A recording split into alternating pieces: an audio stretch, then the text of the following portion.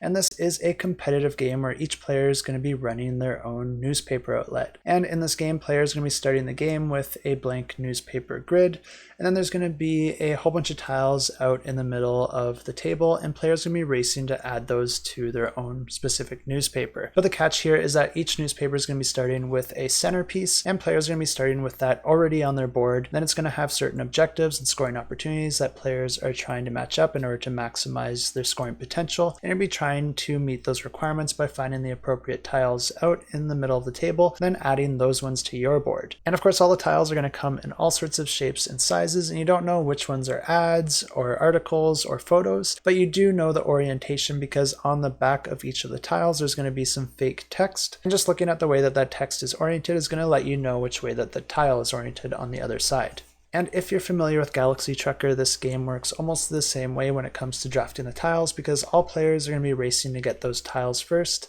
and you can only grab a tile with one hand, and you can't look at it until it's over your board. And if you decide that it's not a tile that you want to keep, you put it back in the shared pool, but you're going to be putting it face up. But the thing that makes this one a lot different is that you're not allowed to put these tiles onto your board when you draft them. Instead, you will need to draft all the tiles first, and once you think you have enough to complete your newspaper, then you're going to stop, and then you need to put all your tiles onto your board. So there is a bit of a push your luck element here where you're trying to draft enough tiles to fill up your newspaper as much as possible, but you don't want to draft more than what you need because any tiles left over are going to cost you points. You're also generally trying to avoid having empty spaces in your newspaper, but it's not the worst problem to have because only the player that has the most white space left over is going to be the one that loses points for that. But each round, players are going to be tallying up their scores based on the newspapers that they've created, and then the next round will continue with continually larger boards, which are going to make it more and more difficult for you to estimate how many tiles you need. It also makes each round feel a little bit different and also a bit more frantic because you only have a limited time to get all those tiles, so if you have a bigger area, you're going to be trying to move a little bit faster.